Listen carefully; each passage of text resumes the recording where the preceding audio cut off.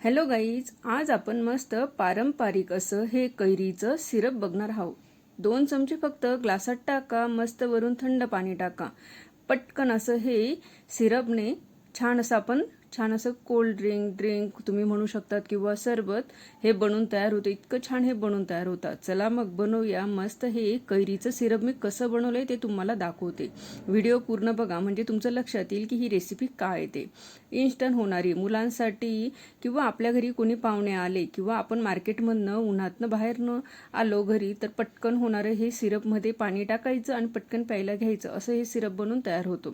1 महिने आपण स्टोअर करू शकतो असं हे सिरप आहे। चला मग बनवूया। त्यासाठी मी इथं 2 ह्या मोठ्या कैऱ्या घेतल्यात। हे बघा कैरी जास्त आंबट नाही आहे ह्या कैऱ्या। ह्या 2 घेतलेल्या आहेत मी। आता ह्या अर्धा किलोच्या मापात येतील एवढ्या ह्या कैऱ्या आहेत। आता यांचं पुढचं हे टोक आपल्याला काढून घ्यायचं आहे। अशा पद्धतीने मी कैरींना छान असं धुवून घेतलं होतं। यामध्ये लागलेलं चीक पूर्ण आपल्याला काढून घ्यायचं आहे।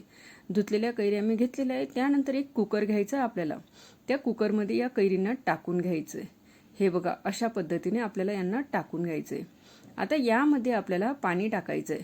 अर्धा ग्लास म्हणजे 1 कप एवढं पाणी टाकायचं। फक्त कैरीला थोडं खालून पाणी लागेल एवढंच पाणी टाकायचं आहे। पूर्ण बुडेल तोवर पाणी टाकू नका। फक्त 1 कप एवढं नाहीतर अर्धा ग्लास एवढं पाणी टाका आणि आता झाकण लावून घ्यायचं आहे आपल्याला आणि गॅसच्या मीडियम फ्लेमवर यांना शिजवून घ्यायचे आहेत। मी गॅस लावून घेते। त्यानंतर आपल्याला हा कुकर इथं ठेवायचा आहे आणि 2 शिट्या होतील मीडियम फ्लेमवर तोवर यांना शिजवून घ्यायचे आहेत। हे बघा याच्या 2 शिट्या झाल्या आहेत। आता मी गॅस बंद करून घेते। ही शेवटची शिट्टी बघा। आता गॅस बंद करते आणि पूर्ण कुकर गार होऊ द्यायचा आहे आणि कैरी काढून तिला पूर्ण गार करून घ्यायचे। मला 20 ते 25 मिनिटं लागले तोवर पूर्ण कैरी ही गार झाली। त्यानंतरच आपण याला बनवायला घेणार आहे कारण आपल्याला हे स्टोअर करायचं आहे। आरामात 1 ते 2 महिने आपण हे सिरप ठेवू शकणार असं हे बनून तयार होतं। मग पूर्ण गार झालेल्या ह्या कैऱ्या मी घेतल्या। आता यांचा आपल्याला हा साल काढून घ्यायचा आहे आणि यामधला जो पल्प आहे म्हणजे जो गर आहे तो आपल्याला काढायचा आहे। आता मी इथं मिक्सरचं भांडं घेते। त्यामध्ये आपल्याला हा जो कैरींचा गर आहे तो काढून घ्यायचा आहे। तो कसा काढायचा मी ते तुम्हाला दाखवते। मोठ्यातलंच मिक्सरचं भांडं घ्या। त्यामध्ये हे बघा सुरीने आपल्याला हा पूर्ण कैरीला जो गर लागलेला असतो तो काढून घ्यायचा आहे। थोडा थोडा करत हा पूर्ण गर मी इथं मिक्सरच्या भांड्यामध्ये हा काढून घेते। सालीला थोडं पण गर लागलेला नाही राहत कारण वरच्या वर शिजून गेली असते म्हणून ती पटकन निघून पण जाते। हा गर पूर्ण असा नरम झालेला असतो।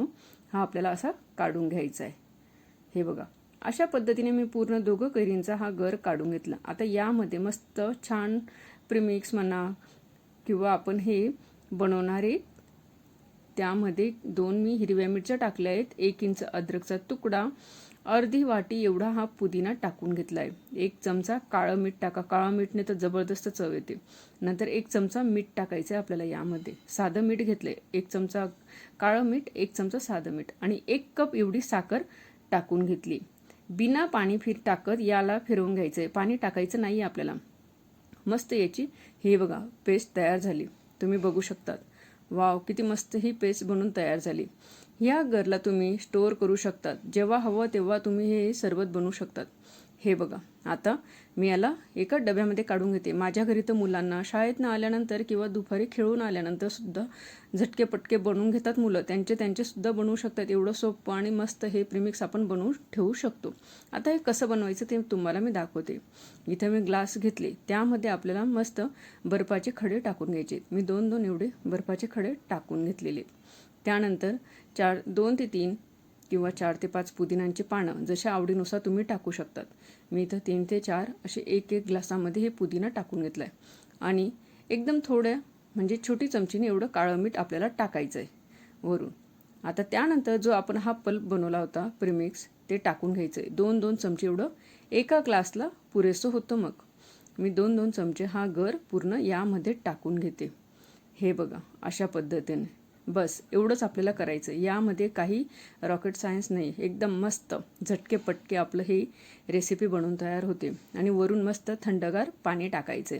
बर्फ टाकलाय म्हणून थंड पाणी असलंच तर बरं, नसलंच तर स्किप करू शकता। साधं माठातलं पाणी सुद्धा टाकलं तरी छान होऊन तयार होतं कारण ऑलरेडी बर्फ आपण यामध्ये टाकलेला आहे। आता याला मस्त स्पूनने मिक्स करायचे। यामध्ये वरून साखर, गूळ किंवा काहीच टाकायची गरज नाही, कुठला वेगळा मसाला वगैरे चाट मसाला काहीच टाकायची गरज नाही, तरीसुद्धा इतकं छान हे आपलं कैरीचं पन्हं बनून तयार झालं आहे. तुम्ही बघू शकता, याला पन्हं म्हणू शकता तुम्ही. मस्त हे प्रीमिक्सचं पन्हं मी तुम्हाला दाखवलं आहे. छान उन्हाळ्यामध्ये पिण्यासाठी आपलं हे सरबत बनून तयार झालं आहे ना.